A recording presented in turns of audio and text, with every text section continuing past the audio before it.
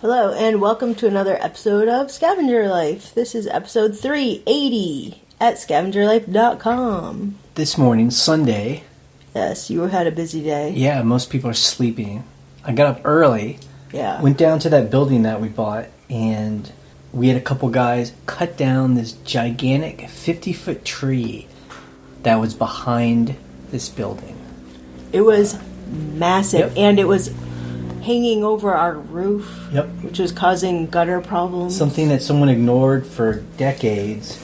And, we're going to do something in the back there by the creek, and it's going to look real nice. But, yeah, it was... the guy wanted to do it on Sunday morning because it's right in the middle of town. So he didn't want there to be, like, a big crowd of people. Yeah. That would probably be, like, hanging out there. Because it took them... I mean, I really didn't do anything. I was there just kind of helping out. I mean, they did all the work. Yeah. They were professionals. They're the pros, yeah. I mean, he's a licensed tree cutting company. You know, it took probably about 3 hours for them to be... They climbed up in there, and they were kind of cutting off some of the branches and tying ropes, and then they cut it, and it took 30 seconds to bring it down. Yeah. But it was amazing, and... and now we can actually see behind our building, and it's all dirty and like... The building needs to get a good power wash, people. Power wash it. But after this podcast, we're going to go into town and see... I asked him if he cut up the wood, the chunks, into pieces that I can split to put in a wood stove. We're going to go and see if there's any that we can bring home. Ever the Scavengers. That's right. We're like, hey, that's our tree. Yeah, we want that wood. I was like, I'll take it. Yep. Instead of, I don't know if they chip it up and use as mulch, or if they just take it to the dump. I don't know. I don't know, but that's some good wood. Yeah, that's amazing that you were able to... That they were able to... Yeah. At first, they were just gonna look at it and like assess it, maybe cut a couple limbs. Yeah, and then they were just like, "We're just gonna cut it down right now." Yeah, he was like, "Oh my god!" He called me yesterday and said, "Hey, I'm just gonna go over early and just kind of get a look at it, just to, because it's like a puzzle. Yeah, to figure out where it's gonna fall, how it's gonna fall, where each got to put ropes. Don't let it fall on the building or any wires or. But we were over there, and he's like, "You know what? I think I can do this." And he just put a rope on it, tied it to the truck, and one guy was in the truck, and he was cutting it. And I mean, it was a huge 50-foot. It was huge. Okay, well that's was interesting. your That's the end of the morning. podcast. Yeah, Thanks for coming. great. Okay, on the forum this week, somebody had to mention, like, eBay shows you on your seller dashboard, shows you your lifetime eBay earnings. Okay, so if you're on your seller dashboard, or it's Seller Hub, it's like 4 different names. And then if you find your seller level, you click on that, right? Yep. And then if you scroll down to the bottom of that page, it says your totals to date. Your totals to date. And like someone who I don't think they had been selling it really a long time, but they were like, my total is $100,000, which is right. Always amazing. So, I checked ours. So in 10 years, we've been selling since 2008. Right, and it wasn't full time back then. Right. But That's when we started. Up till now, we've sold 16,898 items. So like almost 17,000. 17,000 items. That's incredible. That's so... Just like... I packed and shipped every single you one. packed every single one of those 17,000 items. And our total sales are $696,000 and $949. So almost $700,000. Almost $700,000. That's in 10 years. In 10 years. And again, eBay doesn't break that down. I don't know. I wish they did. I don't know if they include the shipping cost in there. That's before That'd be weird. eBay takes all their fees. Right. That's before PayPal takes fees. So we were kind of talking about that. I mean, I was like, that's interesting. So if you think 10 years, $700,000, there's two of us. Right. That would be like each of us having a $35,000 a year job. Right. That's before taxes. Right. And that's no benefits, and that's no paid vacation. Yep. And it kind of like when you put it that way, you're like, that's not that great. It's like that's like kind of a low paying when job. we started doing eBay, both of us had jobs that were paying more than that. Yeah, so definitely. It's not like, it's interesting. So like if someone's hearing this and you're looking for the gurus, I don't know how attractive that is. Like if you see those guys who are like, I just made $100,000 in 1 month. Yeah, and right. like, yeah, and so we were talking on the forum, and I was like, this is good to talk about. Like, right. We're not getting rich right. doing this. Right. The way that we scavenge, like scavenging stuff that nobody else wants, and low cost inventory, buy and hold, Yep. But people were chiming in, and it's true that it's money has bought us our time, which makes me feel as if I'm a millionaire. Yes. Yes. The fact that we can pick and choose our time. Yes. The other thing is, selling on eBay went hand in hand with being scavengers in every part of our life. So we became eBay people, right? eBay beings. Mm-hmm. At the same time as we moved to a rural area. Yep. So that was part of it. Our cost of income was a lot smaller. Your cost of living, yeah. And also, because we're scavengers, it's true in every part of our lives. We don't spend a lot of money. We've been able to take that money and buy assets, buy property. We invested in a warehouse behind our house. Right. So I think what it comes down to is that there's two things. It's exciting if you can figure out how to make a business online and you're selling on eBay or Amazon, and that's exciting, However, I feel like it needs, for us at least, it needed to go hand in hand with like controlling our costs and having a big picture and agreeing among ourselves what we want to do. It's with the profits that we do make, because I don't know, guys who are making $100,000 a month on Amazon, that's cool. My question is, what do you do with that money? What are you doing with that? Are you buying like a $90,000 F1, F50 fully loaded truck? Are you, buying boats? Are you buying condos in Florida? What are your costs? If you live high on the horse, then kind of no amount of money you're going to make is going to make you comfortable because you're always spending. So it's kind of like a balance, right? In my mind. So when people start throwing numbers out there, I think they always have to be in context, And I think it just shows the beauty of being thrifty scavengers. eBay for us isn't making us millions of dollars, but it's giving us money to do other things, and we've just taken advantage of that. And it's about controlling our budget, being willing to live in an untraditional place, and being creative. Okay, eBay this week for us. A couple things. We got a message from eBay. So we got a message from eBay about eBay payments. eBay's trying to do these new payment to take away PayPal, I guess, or something. Or it's an alternative to PayPal. And I guess PayPal...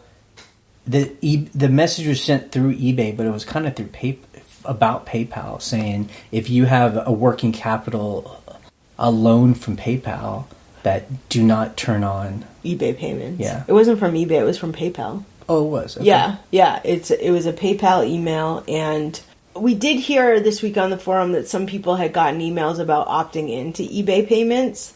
And we haven't had that. I haven't had that email yet. And I wouldn't opt in anyway because I'm always skeptical of new stuff from eBay. But yeah, so that was a PayPal email basically saying if you opt in to eBay payments, you cannot use PayPal working capital loans or whatever. Do they call it a loan? It's called a working capital. I don't know. Yeah, whatever. So because PayPal working capital uses your earnings via PayPal to pay back the payments. Right. So actually they were even telling you that if you have a working capital, a loan right now, that you cannot opt into eBay payments because that goes against the contract that you've made. Yeah. So it makes sense. I'm like, that makes total sense, right?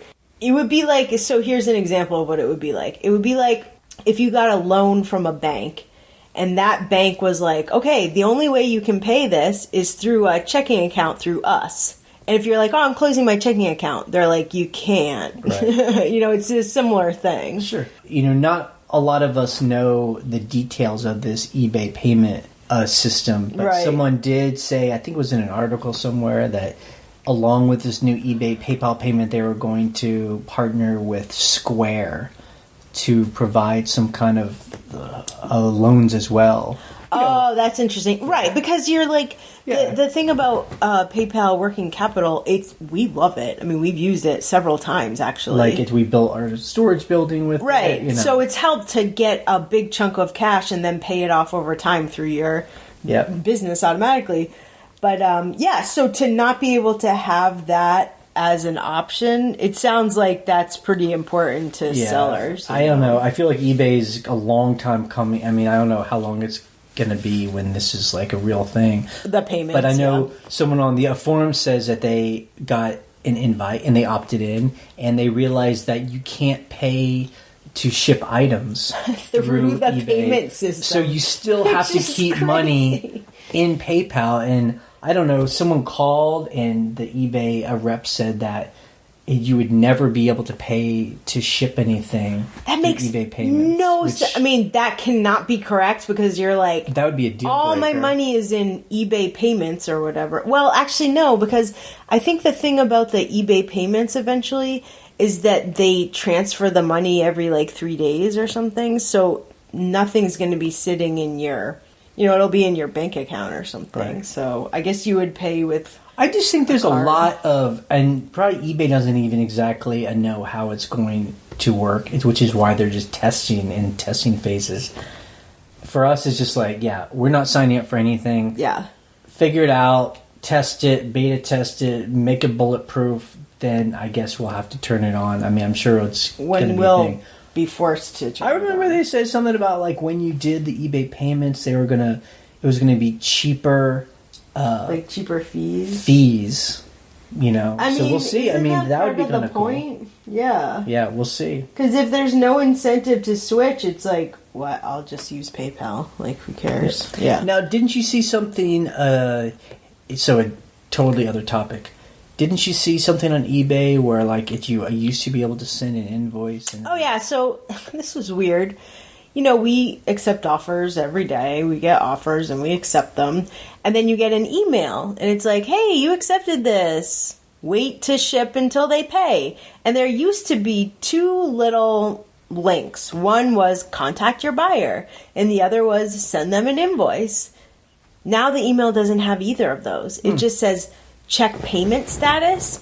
And I don't know what it looks like when I'm on the computer, but when I'm on the phone and I click check payment status, it just opens my phone's browser to eBay. You're like, that does not help me at all. I need to send this person an invoice. I mean, if you're on your computer, you can go to your like awaiting payment page and you can just send them an invoice. But if you're just on your phone, I'm like, it was so convenient to be like, send invoice. So are you on like a new phone app that you need phone? No, app? see, it actually has nothing to do with the app. Okay. It's like, you get an email. Hey, you accepted this offer. That's through email. That's not through the app. And then when you used to be able to click through and be like, send invoice, it actually opens your browser. It doesn't, it like bypasses. The app will not let you send an invoice. It has no way to even see any of that information. So it's all browser based. But I'm always signed in through my phone browser and the app. So it was great to be able to do it. I mean, look, what it comes down to is you should be able to send an invoice through the app. Right. How many years have we had the app and you can't send you can accept offers, you can send offers, you can send messages, you can do all this stuff on the app. You cannot send an invoice. Yeah. There must be a reason why they don't do it. Know. So, anyway, it's weird. It just happened. It just started happening like yesterday. I was like, what? Other people have been talking about it was slow for us this week. Or it felt slow, Things had kind of picked up at the end of summer, early September, and then kind of like we've had a couple weeks now when it's felt slower. Yeah. How slow do you think it was, Ryan? I think it was probably not as slow as I think. Let's look at the numbers. dollar-wise. So we sold 35 items, Yeah, that seems low. and we had gross sales of about $1,200. Yeah, that seems low, but it's not terrible. For us, It's not $900. we like to make $1,000 a week. I mean, that's what we need minimum to make. So $1,200, hey, it's more than we needed to, so that's great. Okay, yeah. But yeah, I mean, there were days where we sold like 1 or 2 things, and and then there'd be days we'd sell like 10. So Right. it's one of those things. I just cannot wait for the holiday season to kind of kick in. And like when we're talking about this with other people online on the forum, other people are like, "I'm having a great week," and again, it all depends on what people sell. What are people buying? One week it might be like everyone's buying clothes, so if you sell clothes, you're golden. Other times, if you have like collectibles, and that's good. So it all depends. It's hard to paint eBay. It's with a broad brush. Yeah. Things we sold. We sold these brownie cards. I don't even know what these are. They're like vintage $85. vintage 1940s like greeting cards. I found them in that huge box of ephemera that I bought. I bought this big box of ephemera at this auction that's in the next big city over, and it was all from someone in our town. And I paid $65. I did one of those things where I just held my hand up. I was like, I'm getting this. I don't care. So I found a little like envelope box thingy full of greeting cards that this woman bought in the 40s and never used. They're amazing. The artwork is amazing. So I am selling each one individually, and this is the first set that I've sold. And the brand is Brownie. And it's like a little angels. And and little like funny fairies and like cutesy, little kids and like little animals with overalls on and stuff. Yep. So she she gave me an offer on 3. I accepted all of them. She's only paid for 2, so I'm waiting for her to pay for the 3rd. And then she messaged me this morning saying she wanted 3 more with make offer. And I was like, okay, message me through the item, because I can't tell which one she wants. She just keeps being like, the angel with the apples. I'm like, oh my God, I have so many of these. I think I know which one she wants, but I'm like, just send me a message through there and I'll send you an offer. And she's really slow. And the cool thing is these are selling for between like $15 and $30. Right. One of them sold for 30. One of them. $30 for one. So it's cool. I think people are either gonna frame them. I think she's gonna frame them or send them as gifts. Or whatever. Those people I think we find them especially at auctions. I don't ever buy them anymore, but it seems like back in the day, maybe in the early 1900s, there were people that were into like they would scrapbook, I guess. Like we find these big scrapbooks, and the only thing in them is basically like cards. Yeah. And maybe I guess like that's just what people did back then, or they would like cut out like pictures out of like magazines, and they would put them in like there. Collages. And mainly it's just like little kids and angels and dogs and people still do that. Yeah. It's just a different style. It's just it was just an interesting thing that people would do. We found those a couple of times, some scrapbooks. But so I don't know. Yeah. I hope she buys the rest of the ones she wants, because that'd be great. Something else we sold that, again, as a scavenger, I love this stuff. We have a rental. We bought a TV to put in there so people could watch Netflix. We bought a mounting hardware to put the TV on the wall. Right. But, we didn't need all the hardware. Right, because they give you different, like if your TV's this size, you need this hardware, and if it's this size, you need these brackets, so you have these extra brackets. So, of course, Orion wants to sell the parts we don't want, and they sold for $25. Yep. Amazing. So, I think the bracket itself was $50, so I just paid for half the bracket. Awesome. We sold some. I see we see these a lot. I don't buy them a lot, but only if they're really cool, like baby shoes, like vintage baby shoes that are dipped in copper or bronze. Dipped in copper or bronze, and then they're mounted. These happen to be actually kind of cool, like they look good, but they sold for $25. And the cool thing the only reason why I talk about it is it was to this like artist in Manhattan. Oh, I didn't look at see. I see who bought it. Yeah. That's cool. So hopefully neat. they're gonna do something cool with them. Like, sometimes when people buy stuff, it's like their name at a website. So right. So go you can to that see a website, and he does all this cool artwork. So oh, that's awesome! Neat. I love that. And then we sold a bunch of weird stuff, but this is the final thing I'll talk about: a framed silk painting, or. Yeah, it wasn't a paint. It wasn't a painting. It was a needle point, right? Yeah. We had this since 2012 or something. 5 years. Yeah, so we bought it at this thrift store in Brooklyn for $15, and we were like, "This is really old. This is like from the early 1900s, And clearly, nobody cared. 4 or 5 years ago. I mean, just to show like we all evolve. We're just kind of getting into art, and we saw this thing. It just looked really old, and it's that thing of like, well, if it's old, of course it's valuable. It did sell for $100. It did sell for $100, but it took 4 to 5. Took a long time. Like when I got that offer, I think I had it for $125, and she offered $100, and I think it went back to New York, which is funny.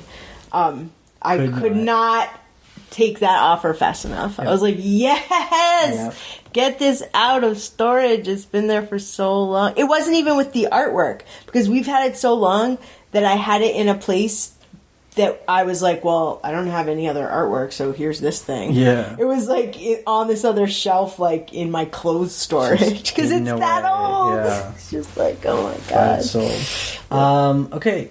Customer issues? Is there anything? The only customer issue I had was as a buyer. This guy, I bought an Obi-Hi, which we've talked about before. It's so that you can do a landline phone over internet. Because we're about to have a new building, I've been like buying a couple of these when I get a good price, because they're like $50. So this guy was selling it for $30 for the Obi-Hi plus like a Motorola like portable phone. And I was like, that's a good deal, basically. That's like, I could sell the phone and, pay for the whole thing. But, so nothing got damaged, but he just threw all the pieces in a priority mail box. Didn't wrap it in padding, didn't put them in a plastic bag, just threw it all. Like, the Obi-Hi, the wires, the phone, handset, the base, all the cables and the plugs. So I pull this thing out of the mailbox, and I'm like, you can hear the pieces shaking around. Shake it, and first of all, I was like, what did I buy that could just come in a box and be shaking around? Well, nothing. So I opened it up, and I wrote to the seller and complained. I was like, there's nothing, they weren't damaged. I plugged everything in, but still, you're like, he has zero feedback. So I guess it's the only thing he's ever sold on eBay. It's also interesting, too, is he put it in a really big box. Like, it didn't need to go in a big, I don't know what. It was a priority mail, like, regional A box. I needed to go in, like, a little tiny box. Like, he could have actually sent it in a padded, No, because it was a phone. It came with a phone. Oh, okay. It wasn't just the Obi-Hi, which is, like, this tiny little box. That's it's like, it came with, like, a portable phone. Right. But still, at least stuff it with, like, plastic bags so it's not, like, rattling around. So that was the only issue. When you get an amateur seller and you just have to be like, oh, what are you doing? Like, this could have potentially been damaged and broken, and you'd have to give me all my money back, which is stupid. It's interesting. This is kind of like a side tangent, but just talking about packing. Someone came on the forum to say they sell on Etsy, and they seem like they sell mainly on Etsy. Right. And she was just like, you know what? After selling on Etsy for a while and hearing how eBay people ship, I'm like, I now ship like eBay people on Etsy. I didn't really know that Etsy like kind of pushed this on people who sell, that they want you to, number one, like stylize all the pictures. Like you make like a little scene for every photo. And then number two, when you ship it, and I had no idea, they want you to basically wrap it as if it's a present. Now, when you say they, you're talking about the customers want that. Etsy, the company, doesn't push that on sellers. That I understand. Etsy, like... The forum, a woman on the forum said that Etsy strongly encourages... Oh, okay. like stylized wrapping. If I misunderstood, please tell me if I'm wrong. But that's what I understood. And so she says sometimes she'll, just send stuff like we do on eBay. Like it's well packed. It gets to you. She'll get buyers that kind of complain like, "Oh, I got it. It's fine, but it wasn't pretty. It wasn't pretty." I'm like, how could you run a business like a business where you're shipping 5 to 10 items a day, but you're having to like gift wrap each one? I mean, without being paid extra. That's crazy. I mean, you could do it where like you have like, but the thing is, okay, so you could have like pretty tissue paper or whatever, but still you're like, that costs extra to like buy tissue paper and take the time to like, depending on what your item is, But yeah, I didn't realize that Etsy, the company, encouraged that. I thought it was just the culture of the buyers and the sellers on Etsy, which is fine. It's a different platform. But at the same time, like, I think she made a joke where she was like, they expect like a baby bird to fly out and with like glitter, Yeah. And I've received things from Etsy like that. I've received things from eBay like that where I just laugh because I'm like, you must have so much extra time because I don't have any extra time to do other than like, this is protected and we'll get to you. I'd like to hear people that do sell on Etsy because actually I'm on the Etsy website. I'm just like Etsy and shipping, and there's like a page on Etsy like how to ship. It doesn't say anything about having to be fancy or anything. Like packaging. It's just normal stuff like keep your customer informed and pack well. But then a photo that goes along is like the frilly, like take a ribbon. It's all in little circles. So they're like sort of encouraging that without saying it really. Anyway, I don't know why I brought that up. No, it's because I get a box with my name scrawled on it. Yeah. With my item thrown in with no protective padding, rattling around from Kansas to Virginia. Yeah. You're like, you could have taken one extra second to make sure this was going to be protected. Versus Etsy, where they have like beautiful glittery, thank you notes and ribbons, and it's a little bit. It's like two opposites of a spectrum. Now, this isn't. I mean, I guess it's a customer issue, but it's just something that seems to have popped up just in the past month or so. We got 2 more. It's this week where people buy items. Yep. And then they write and they cancel. They're like, oh, I don't need this. They're like, oh, I picked the wrong one. And I don't know. I guess it's just like anything. Things just seem to come in waves. And right now, that's the wave that's happening. Yeah, it's weird. Like people buying and then they cancel. And there's nothing we can do. Someone canceled something yesterday. They were like, oh, this isn't the one I need. Just cancel it. I'm like, oh. And they had already paid, so I had to like refund them. Actually, another customer issue is we got a neutral. Yeah. And it wasn't because of the item. They're like, the item was fine, but they shipped late. But that's when we were in New York. It was when we were in August. So I'm going to call today after. That's why, people always ask us, what do I do when I go on its vacation? Change your handling time. Because I obviously changed my handling time when we were away. And when you look at the item page, I even took a screenshot just in case it went away for some reason. It says, X amount of business days for shipping. So I'm going to call and be like... Right, because eBay will back us up because we shipped on time. On my handling time. I mean, it may have been delayed, but it was transparent and it was upfront. Right. And so there's no problem. That's why we never put things on vacation, because vacation just puts that little banner up top, but it does not change the handling time. You have to change the handling time. So that will make the item late. Right. So eBay needs to change that in the future. So you should just, number one, be able to say, I'll be shipping on X date, so dynamically change my handling time. Yep. So things we learned in the forum, I've been talking about a bunch of things we've been talking about. Yeah. And if no one knows what I'm saying, we do have a forum at scavengerlife.com/forum. And now we've said before, basically it's like this. We want you to email us if you want to join. Is that right? Yeah, so what helps me is you can register to join. But after now I don't get to registration right when you register. I do it like once a day. So if you register, it's really helpful to email me or email thescavengerlife@gmail.com and say, hey, I just registered for the forum with this email address and username. Right. I'm a real person. Now, real quick, it's not just helpful. They have to, right?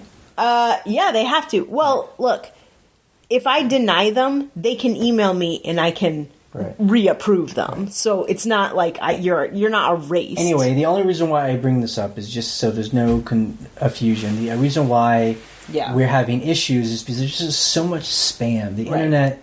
So much spam these days, and we just get like spam user requests. So many users now trying to sell bad things. It's just they're just not they're so bots. It's very easy to just deny a big block, and maybe someone real gets Now it's not as bad as it used to be. Like about 6 months ago, I was getting. I'm not joking you, hundreds of requests a day. Yep. I mean, it was a crazy amount. I think the spam filters have gotten better on WordPress on our site, but still, there are people that I'm like, I honestly can't tell if this is a real person or not. So. The good news is because it's kind of an exclusive place. Anyone can join. Yep. But it's exclusive. Okay. And it's so exclusive, we have no spam. I can't remember. No, there's no spam. The last time there's ever been a spam. It's been since the beginning. Yeah. So, it's a great place. We talk and... I love the forums. Yeah, people are smart and we learn a lot. Yeah, we learn a lot. People get a lot of info from each other. And I think it's perspective too, so people will talk about, it's slow, and then people talk about, not me, and this and that. So. Yeah. Okay, what will our coming week be like, Ryan? We are home for 2 more weeks. Before we go do a job. Before we do still do some work for our career. Video jobs. Yeah, so we're going to be away for a week in California. So what happens is these next 2 weeks seem like it's kind of like we ramp up and then we kind of like ease into this kind of like we have to switch gears. You know? So I have some stuff for my helper. I'm getting that ready. She's going to work, I'm telling you this now, Monday through Wednesday. So she's coming tomorrow. Okay. So we have some stuff for her to do. Yep. And then we just got to list. I'm going to list. I'm refinishing doors from the apartment that we're refinishing on the top of our building on Main Street. Yep. So I'll list some stuff and I'll go put some paint stripper on these doors and then I come back. Yep. So, and then if I'm home and not doing anything on these buildings, I will help you with the items. Yeah, so when you're home and you're not at the building, you go through the scheduled listings and just double check the clean them up categories and the titles, and just sometimes I do this too, move photos around different, our helpers are good, but we're the final word basically. Ultimately. As it should be. Cool. Exciting. Yeah, so that's because I just want What are you doing on the building?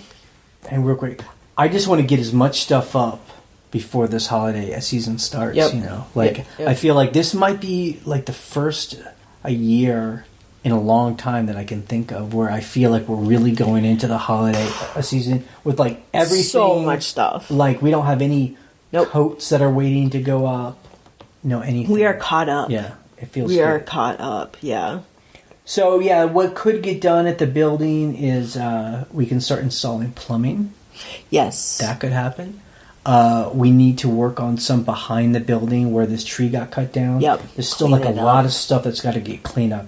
Little stumps and just little bushes and just kind of get it all.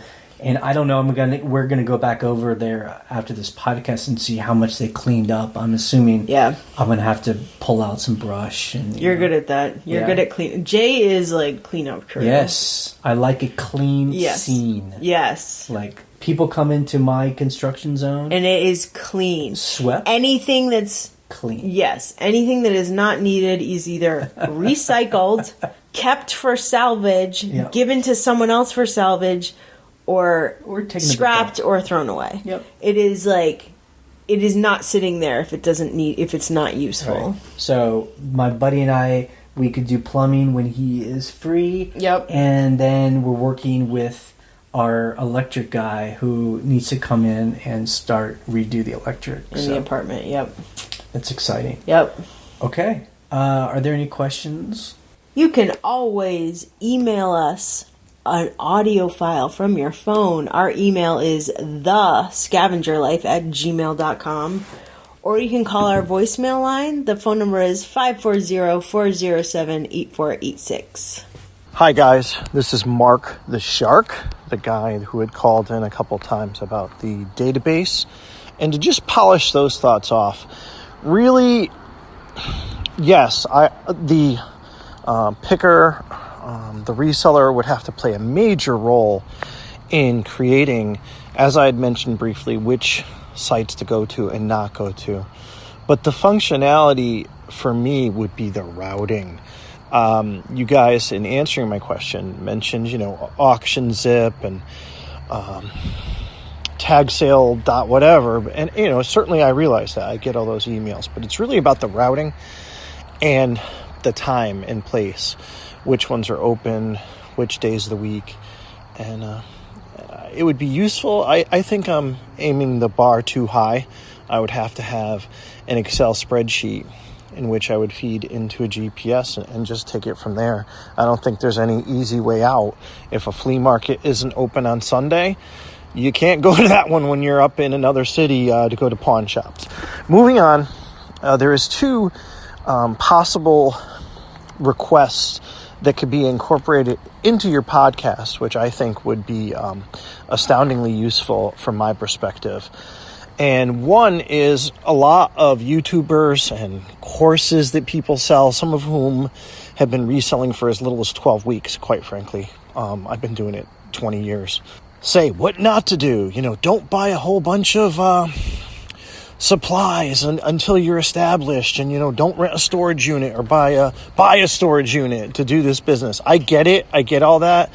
With the knowledge that you guys have, especially as far as listing from the cell phone, with the changes and updates to the eBay app, I think there's some real specific advice you can give as far as what to do and what not to do with the way it is now, not general advice. For example, I've been noticing that the app or eBay or whatever you want to say, it relists my item, and then I get an email, congratulations, now you accept lower offers.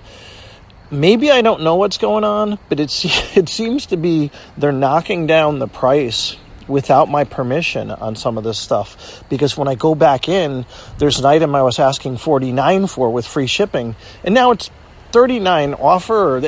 But the point is, it's not even worth me doing anymore, having driven to get it. That would be one thing. There's another thing I know where you go back in to edit an item. This is what I think I'm remembering correctly.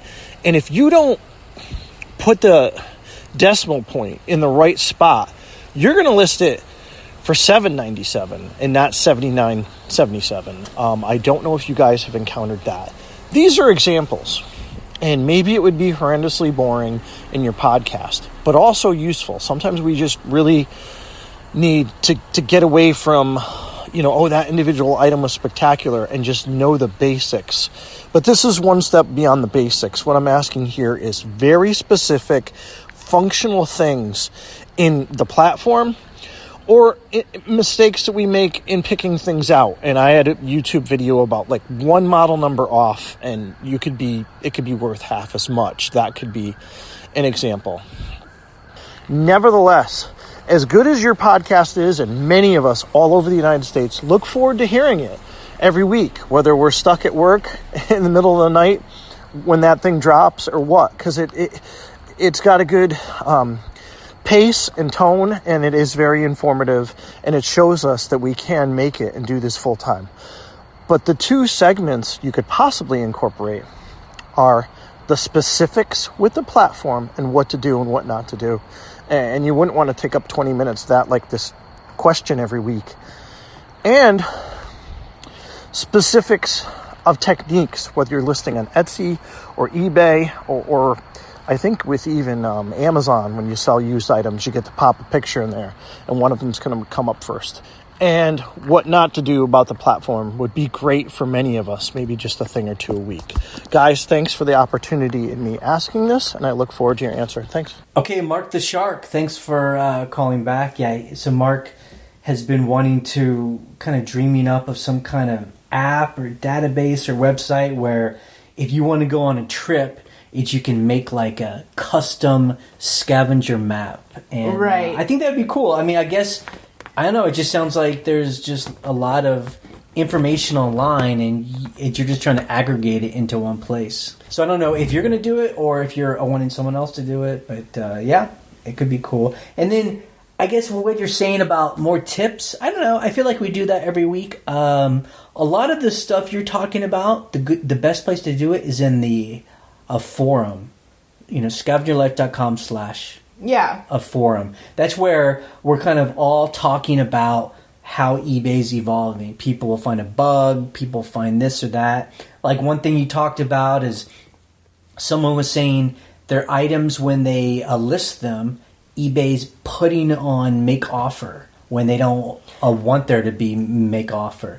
We haven't experienced that. Other people did. Right. Someone on the forum mentioned that this week, that it was a weird bug, because that definitely should not be happening if you haven't manually put that on there. Someone else was mentioning that she has all of her items in the global shipping program, but when she actually filters out her whole inventory, only 10 items come up in that way. So there's some bug where her items actually aren't available to people outside. So, yeah. I mean, I don't know. That's not true for us, but that's the best place to do it. And then people help each other to troubleshoot. And then ultimately, you got to make that call to eBay. Yep. Scavenger Life, this is Tony Kaz in Michigan calling again. I'm reporting that my wife Judy is taking up this kind of eBay life.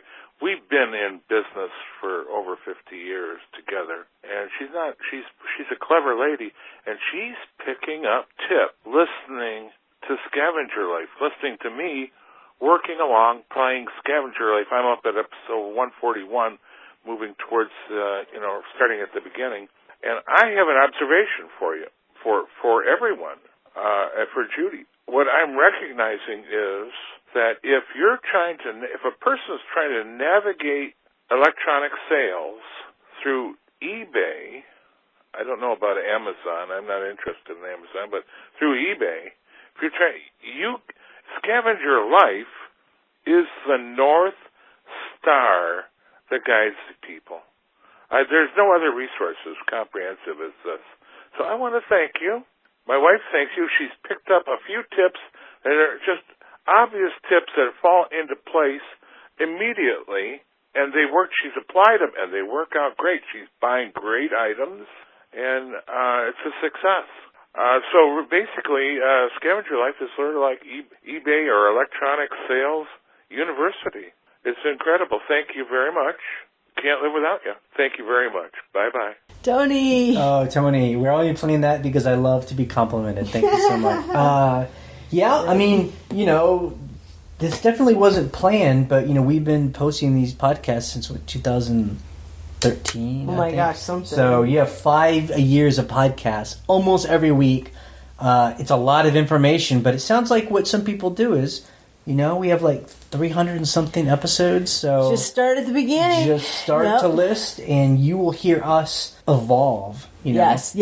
He said he's at 148. How long ago was that? And you'll hear the mistakes we were making back then, things we learned. I mean, it's true. It makes me feel good that his wife has kind of come around and kind of been interested. Yeah. She sounds like a smart lady, and there's nothing makes me feel better when a couple decide to work together, because that's really where it's at. Right. I always feel the frustration if there's a scavenger whose partner is not on board. Yeah. That's a tough life because tough. it's two different ways of thinking. Right.